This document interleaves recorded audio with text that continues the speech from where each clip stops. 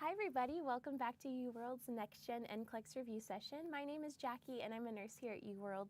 We're so glad to have you guys with us today. We are covering respiratory questions. So if you are new to these question drill sets, what you can expect is we will pull up a question, read it to you, give you about 30 seconds to answer, and then you can drop your answer in the chat and we will go over everything together. So we have Nurse Samantha moderating the chat for us today, so feel free to say hello to her, ask her any questions. We're all here to help you, so we're glad to have you with us. And just a quick note before you guys, we jump into questions, be sure and follow us on your favorite channel and check us out at uworldnursing.com for our event calendar and other ways to engage with us.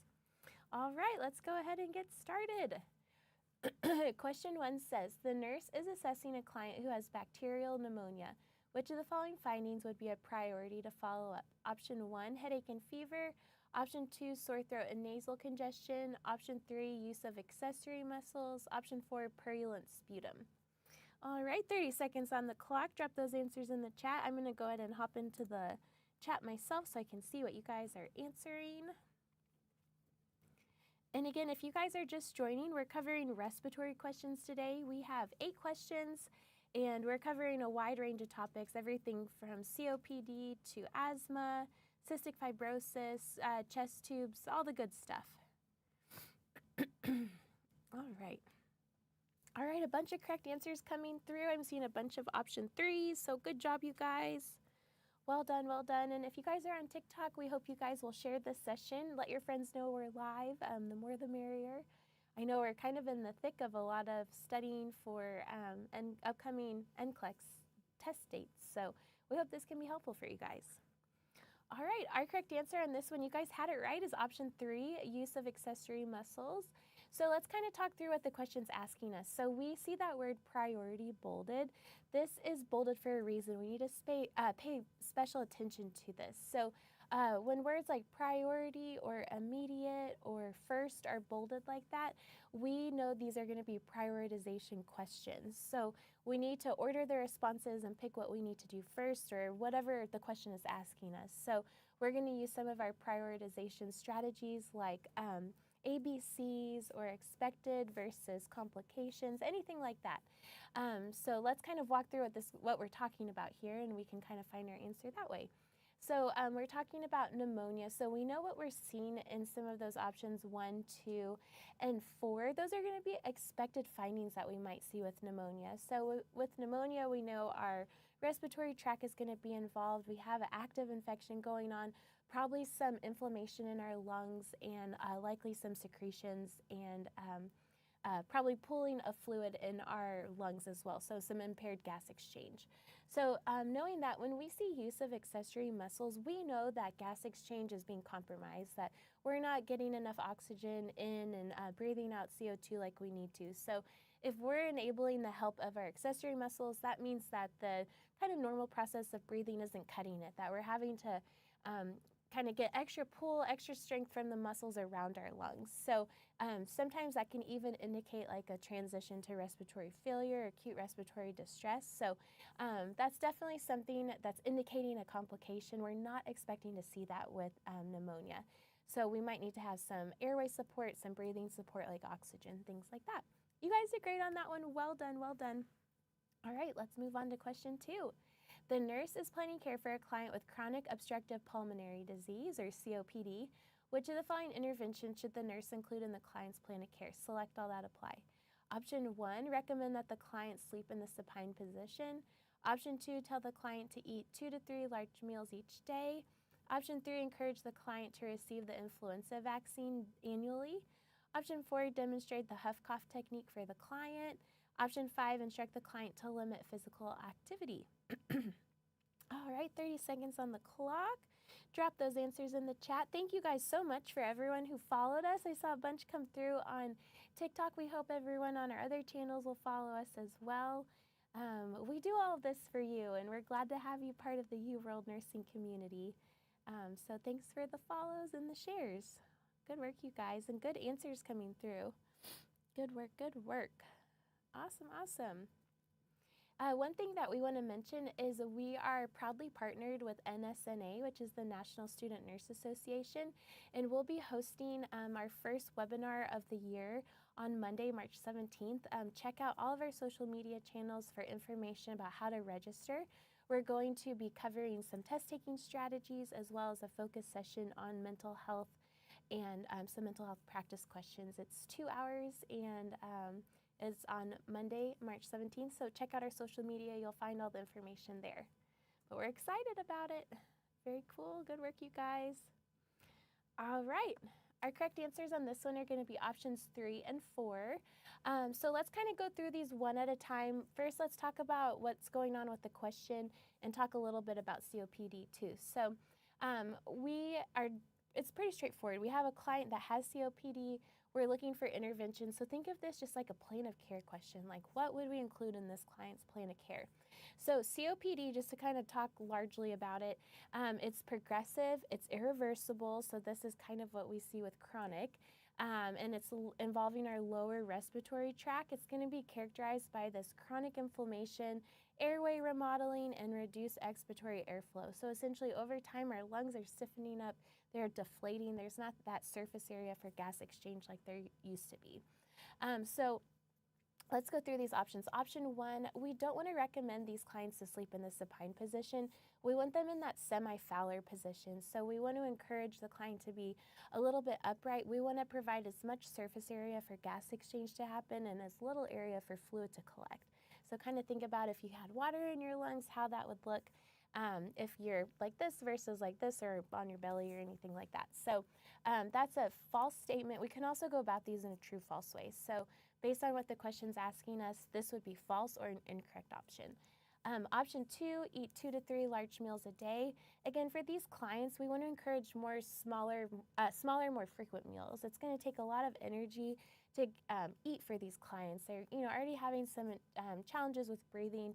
Eating involves kind of all of that and pauses in breathing and things like that. So we want to encourage smaller, frequent meals to conserve energy. So a false statement, an incorrect option. Option 3, we definitely want to encourage these clients to receive the flu vaccine. So we know COPD is involving our respiratory tract. We know that the flu involves our respiratory tract. This is going to be a big burden to our respiratory system when it's been compromised by COPD.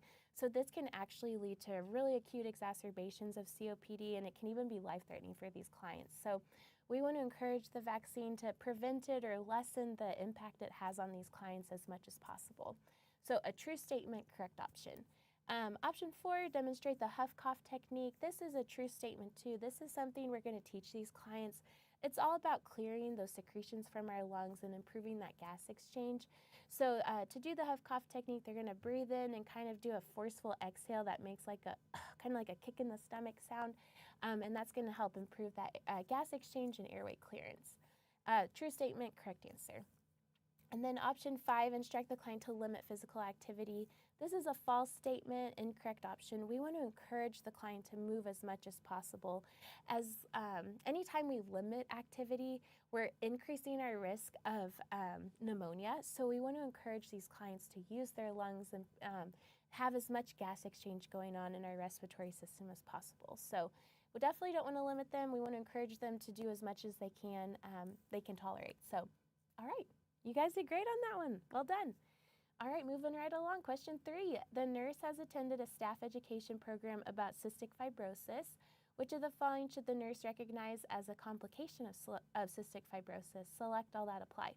Option 1, malnutrition. Option 2, osteoporosis. Option 3, uterine fibroids. Option 4, diabetes mellitus. Option 5, portal hypertension. All right, 30 seconds on the clock. Drop those answers in the chat. Thanks again, everybody, for all the follows and for sharing this live, and a bunch of really great answers coming in, too. Excuse me. One of our favorite questions to ask, too, is if we have any new NCLEX test passers, anyone taking their NCLEX soon. We want to celebrate you guys and wish you good luck for anyone getting ready to test. We know this is kind of a heavy testing time right now, so let us know, and we're here for you. We hope these lives can be helpful. And if we have anyone that this is your first time to interact with UWorld Nursing, we're glad to have you here. we hope you guys will check in with us at uworldnursing.com. You can subscribe to our event calendar there. All right, good job, you guys. I'll give you about 5 more seconds, and then, good luck to Kelsosa. I hope I'm saying that right. You're testing next week, and a few other users that have soon is how we're describing when you're testing. So good luck, you guys. You've got it. All right, so our correct answers on this one are going to be options 1, 2, 4, and 5. You guys did great on that one. So let's kind of talk through this one same way we have before. So we are just looking for complications of cystic fibrosis. One of those questions where you just kind of have to know it. So we have to understand what's happening with cystic fibrosis, and then we can put the pieces together to know some of these options are complications. So let's kind of talk about it that way. So cystic fibrosis is a genetic condition. It causes thickening of mucus secretions due to an impaired kind of physiological process that happens with our chloride and sodium channel regulation. So what happens is this kind of malfunction is going to lead to exocrine gland dysfunction and obstruction of the digestive, reproductive, and respiratory tracts. So think digestive, respiratory, and reproductive tracts. Those are all going to be impaired by this kind of overproduction of thick mucus. So complications are going to include malnutrition, which is what we see in option 1. This is due to malabsorption of nutrients in the GI tract.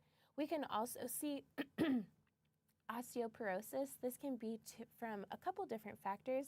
It can be related to malnutrition, which is happening in option 1. It can also be related to kind of immobility. A lot of times these clients are going to have challenges breathing and might not be as active or as in motion as others. So that can also lead to changes in bone density. We can also have cystic fibrosis related diabetes. So we can have injury in our pancreas that causes differences in our insulin secretion. So that can also be a part of it. And then also we can have portal hypertension. So kind of same ideas of how this kind of the patho fits into all of this, but essentially we can have cystic fibrosis can lead to liver disease and cirrhosis, and then that can lead to hardening of the liver. So that hardening is going to cause pressure to increase in the portal vein, and that's going to be the main kind of result or genesis of the portal hypertension. What we already talked about, what we see in option 3, cystic fibrosis can lead to infertility or challenges in the reproductive system, but it's not directly related to uterine fibroids. I almost said fibroids. So you guys did great on that one. Well done. All right, moving on, almost to the halfway mark. Question 4, the nurse is checking a client who has a chest tube attached to a closed chest drainage system. Which of the following findings would be a priority for the nurse to follow up? Option 1, serous drainage in the collection chamber. Option 2, crepitus around the tube insertion site. Option 3, titling in the water seal chamber. Option 4, collection chamber attached to the head of the client's bed. All right, 30 seconds on the clock. Drop those answers in the chat. You guys are doing great. As always, we encourage you guys to kind of check in, sign in with us at uworldnursing.com. You can subscribe to our event calendar there. We also have a lot of other really cool kind of quick links to resources, including our question of the week. So you guys can subscribe to that. Every week you'll get a question from UWorld. You'll have a chance to answer it in the email, and then you'll be directed to the explanation. You can see the full explanation, and then you can also kind of see all the cool features UWorld has, including our illustrations, animations, all that good stuff. But really the kind of core of who we are is really what's in our explanations, talking about why the right answer is right and why those wrong answers are wrong. So we hope you guys will check it out. There's also information about our product subscriptions and our blog post as well. So good job, you guys. All right, our correct answer on this one, y'all did great, is option 4, collection chamber attached to the head of the client's bed. Okay, so chest tubes can be so scary and a little intimidating, but the more you kind of learn about them, the less scary they become. And when you guys become nurses and you interact with them, definitely the less scary they become. So let's kind of talk about what happens with chest tubes. Again, it's a closed system. We see that in this question, it's a priority question, so we need to focus on those ABCs. What's most important? What are we seeing that we need to kind of intervene on almost? So for this question, we have priority to follow-up. So follow-up is going to kind of key us to say that something's not right. We need to look into that and make a change. So that's what we see in option 4. When we have a chest tube, we always want it below the level of the insertion site or below the bed most likely. So we don't ever want it above the head of the bed or above the client or above the lung or the insertion site. The reason for this is that we need it to be set to dependent drainage. We can really injure the lung by having it above. The whole point of having, a chest tube inserted is to get stuff out, to create, this closed system, this pressure. And by having it above the head of the bed, that's kind of counterintuitive of what we're trying to accomplish. So we never want it above, we always want it below.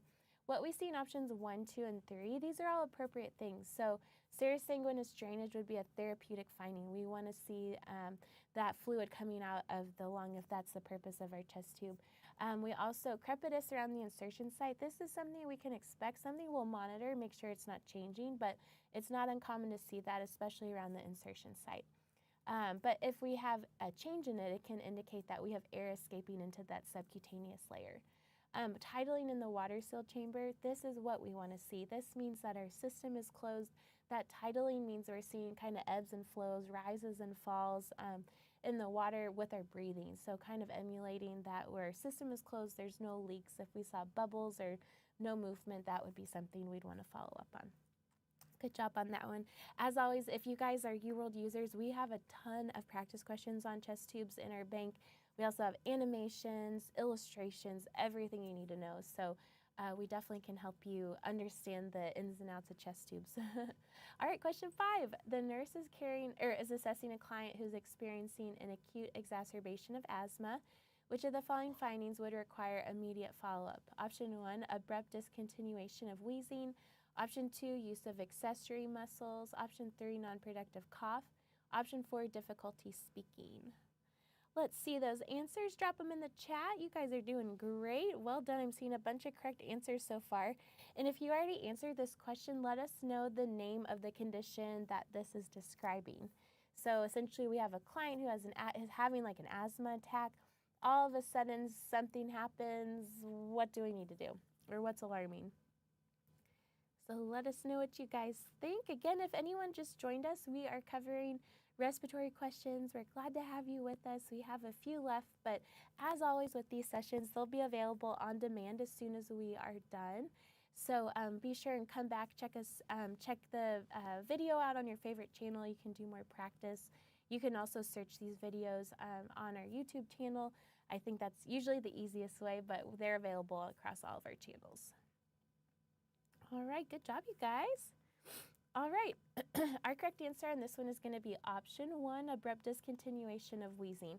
Okay, so as we talked about, we kind of have a client that's having an acute exacerbation of asthma, what we might refer to as an asthma attack, and we're seeing these findings. Let's kind of look through these. This is a priority question because we see that word immediate bolded. So when we see that, we need to find the finding that is most alarming, something that is not expected, something that's indicating we have a complication. So this question's a little bit unique because we already are having a complication because our client has asthma, they're having an acute exacerbation, and then from that, another complication is happening, which is this abrupt discontinuation of wheezing. So when we see that, it's kind of like an added layer of complications. So if we have a client having an asthma attack, what are we going to expect to see? We're going to expect them to be working harder to breathe, so that use of accessory muscles. We're expecting them to have a non-productive cough, and we're going to expect them to have a hard time speaking because they're already kind of gasping for air. Talking is going to be hard. But what we don't expect them to see, or what we don't expect to see from them, is an abrupt stop of wheezing. So we would expect wheezing, but we're not expecting that wheezing to stop. So when we have an asthma attack, essentially our respiratory tract becomes swollen, inflamed, that space for air to pass becomes narrowed. That's what makes that wheezing sound. If that wheezing disappears, that means our airway is constricted and air cannot pass in and out. So this needs immediate airway support. It needs immediate attention. It can be life-threatening, and this is what we call silent chest. So we definitely want to prioritize this finding. We want to immediately follow up on it and provide this client with that airway support. So good job on that one. All right, moving right along. Question 6. The nurse is observing a staff member caring for a client with COPD or chronic obstructive pulmonary disease. The nurse should intervene if the staff member is observed. Option 1, demonstrating pursed-lip breathing for the client. Option 2, providing the client with information about smoking cessation. Option 3, administering albuterol to the client before meals. Option 4, hyperoxygenating the client before assisting the client to ambulate. All right, 30 seconds on the clock. Drop those answers in the chat. I'm going to take a sip of water. Good job, Remy on TikTok. That's a great answer. Good job, you guys. You're doing awesome. Good work, good work. Again, we'll just make another reminder. If anyone just joined, we are really excited to host our first virtual webinar with NSNA on Monday, March 17th. We have all the information about it posted in our social channels, but we hope you guys will check it out, sign up, register. We're going to be covering test-taking strategies for the NCLEX and also kind of a little bit of a deep dive into some mental health concepts and doing some question practice. So you can find it on our social media as well as NSNA's social media as well. But we hope to see y'all there. All right. You guys did great on that one. Good answers. Our correct answer is going to be option 4, hyperoxygenating the client. So let's kind of talk about this. Question says intervene. So our correct answer is going to be the incorrect action. So again, our correct answer is the incorrect action anytime we see intervene. When we have a client with COPD, their respiratory drive is going to be a lot different than a client that doesn't have a chronic respiratory condition. So for someone without COPD, their respiratory drive is driven by changes in our retained CO2. So if we're retaining CO2, it's going to tell our body we need to breathe faster to get it out. But for clients with COPD, that CO2 level is going to gradually rise, and it's going to blunt our respiratory drive. So if we give a client oxygen in this situation, we are essentially telling our client, if we're hyperoxygenating them, we're telling our client, oh, we have enough oxygen on board. We're actually going to decrease our respiratory drive. So it works a little bit differently. They're not motivated by the same things. So hyperoxygenating a client with COPD is actually going to cause them to breathe slower. It's going to blunt their respiratory response. So not something we want to do. We always want to keep these clients, closer to like 90% oxygen saturation. We don't want to get them too high. So it's going to do the opposite of what we're intending it to do. What we see in options 1, 2, and 3, these are all appropriate things for us to do. Pursed-lip breathing is going to help push air in and out of lungs to expand them the best to promote the most gas exchange that we can do. Option 2, we always encourage clients to stop smoking. Like, you can feel really good about picking that answer for most questions. And then option 3, we can always give albuterol to dilate that airway and allow for more gas exchange, more airflow for clients while they're eating, because that's going to require a little bit more energy, a little bit more air. So good work, you guys. You did awesome. All right, question 7. Oh, we're almost done. The nurse is caring for a client who has a chest tube attached to a closed chest drain system. Which of the following actions should the nurse take? Select all that apply. Option 1, avoid stripping or milking the client's chest tube. Option 2, clamp the chest tube while the client is ambulating. Option 3, withhold analgesics to prevent respiratory depression. Option 4, monitor the insertion site for subcutaneous emphysema. Option 5, instruct the client to avoid coughing and deep breathing. All right, 30 seconds on the clock. Drop those answers in the chat. Before we're done today, we're always evolving our content calendar. So if there's any topics you guys want to see more of, anything that you find challenging for nursing school, anything that you want to do more practice on before your NCLEX, let us know. Put it in the chat. And we definitely take everything you guys say into consideration. You really are what are driving all of this. We're doing this for you. We want you guys to be successful and want you to have access to the resources that will make the biggest difference for you. So let us know what more we can put into our content calendar. You can always see what we're doing a few weeks in advance on uworldnursing.com, so be sure and check it out. I saw maternal. That's always a good one. Neuro. We most recently did some of these, so be sure and check out some of our on-demand stuff too. There's always really great lecture content that Samantha covers, as well as question practice covered by myself and Coley and Samantha as well. All right. So good job on this one, you guys. I saw a lot. Oh, I see cardiac and EKG. Yes, those are always good ones. I saw a bunch of correct option 1 and option 4s. You guys did great on that one. So again, talking about a chest tube, we are looking for just what are appropriate actions. Option 1 can be tricky because it's what we would call like a negatively phrased option. So just take your time, read through everything. Make sure that you apply that true-false approach to these. So kind of take each of these option choices as standalone things and apply a true-false approach. So is it true to what the question's asking or false? So what we see in option 1, we do want to avoid stripping or milking the client's chest tube. This is a true statement. This is a correct answer. So stripping or milking the chest tube is essentially kind of pulling the contents from the tube kind of down or into the collection chamber, and this can really increase our risk of dislodging that tube from the insertion site. It can cause injury to the client's lung and really cause a lot of complications, so we don't want to do that. We want to let gravity or suction take its course. Option 2, clamp the chest tube while the client is ambulating. We don't ever want to clamp the client's chest tube. This can cause a pneumothorax unless we're instructed to do so. Oftentimes the only time we're doing that is to ensure that the client is ready to have the chest tube removed. So this is a false statement, incorrect answer. Option 3, withhold analgesics to prevent respiratory depression. We definitely want to manage these clients' pain. Chest tubes are pretty uncomfortable when you think about it. It's a tube inserted between our ribs.